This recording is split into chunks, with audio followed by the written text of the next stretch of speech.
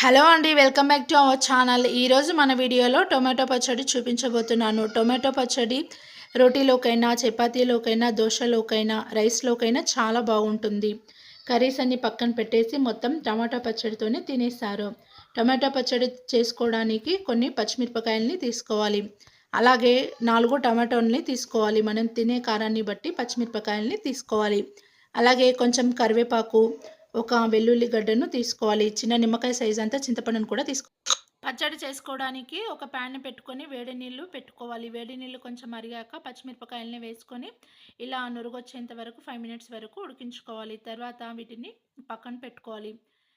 తర్వాత 1 spoon oil వేసుకోవాలి. Oil heat అయ్యాక 1 స్పూన్ జీలకర్ర వేసుకోవాలి. జీలకర్ర కొంచెం ఎక్కువగానే పడుతుంది టమాటా పచ్చడిలోకి. మనం పక్కన పెట్టుకున్న పచ్చిమిరపకాయలని కూడా వేసుకోవాలి. పచ్చిమిరపకాయలని ఆయిల్లో బాగా వేగనివ్వాలి. తర్వాత మనం తీసుకున్న కరివేపాకును కూడా వేసుకోవాలి. కరివేపాకు వేసుకున్న తర్వాత మనం వెల్లుల్లి గడ్డను తీసుకున్నాం కదా, అవి ఇలా పొట్టు తీసి వేసుకోవాలి. మనం కట్ చేసి పెట్టుకున్న టమాటాలని కూడా వేసుకోవాలి. టమాటాలు వేసుకున్నాక చింతపండును వేసుకోవాలి. చింతపండు వేసుకున్నాక 1 టీ స్పూన్ పసుపు వేసుకోవాలి. పసుపు వేసుకున్న తర్వాత ఇవన్నీ మగ్గడం కోసం కొంచెం సాల్ట్ వేసుకోవాలి. సాల్ట్ వేసుకున్న తర్వాత ఒకసారి బాగా కలుపుకోవాలి. ఇలా కలుపుకోవడం వల్ల అడుగు అంటుకోదు కాబట్టి మనం ఇలా ఒకసారి బాగా కలుపుకోవాలి. కలుపుకున్న తర్వాత టమాటాలు మగ్గడానికి మనం ఒక 5 నిమిషాలు మూత పెట్టుకోవాలి. మూత పెట్టుకున్న తర్వాత తీసి వాటర్ పోసుకోవాలి. వాటర్ పోసుకున్న తర్వాత వీటిని బాగా ఉడకనిచ్చుకోవాలి.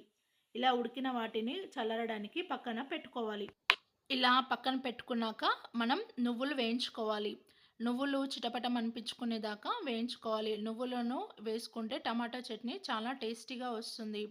ఇలా నువ్వులను వేయించుకోవాలి. నువ్వులను వేయించుకున్న తర్వాత మనం ఒక మిక్సీ జార్లోకి తీసుకోవాలి. మిక్సీ జార్లోకి తీసుకున్న తర్వాత పౌడర్గా చేసుకోవాలి. పౌడర్గా చేసుకున్న తర్వాత మనం పక్కన పెట్టుకున్నాం కదా చల్లారడానికి టమాటాలను, పచ్చిమిరపకాయలను ఉడికించుకొని అది మిక్సీ జార్లోకి వేసుకోవాలి. మిక్సీ జార్లోకి వేసుకొని మరీ మెత్తగా నూరుకోవద్దు, కొంచెం కచ్చపచ్చగానే నూరుకోవాలి. ఇలా నూరుకోవడం వల్ల మనకు రోటీలో చేసిన ఫీలింగ్ వస్తుంది కాబట్టి మరీ మెత్తగా మిక్సీ పట్టుకోవద్దు. ఇలా చేయడం వల్ల టమాటో పచ్చడి చాలా టేస్టీగా వస్తుంది. అచ్చం రోటి పచ్చడి తిన్న టేస్ట్ లాగా బాగుంటుంది.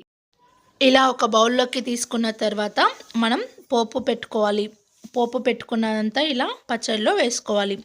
పచ్చడిలో వేసుకున్న తర్వాత మనం ఒకసారి కలుపుకోవాలి.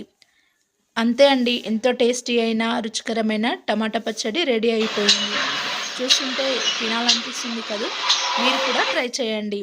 అలాగే ఎలా ఉందో కామెంట్ చేయండి. మరిన్ని వంటల గురించి తెలుసుకోవాలనుకుంటే మన ఛానల్ని లైక్ చేయండి, షేర్ చేయండి, సబ్స్క్రైబ్ చేసుకోండి. Thank you for watching.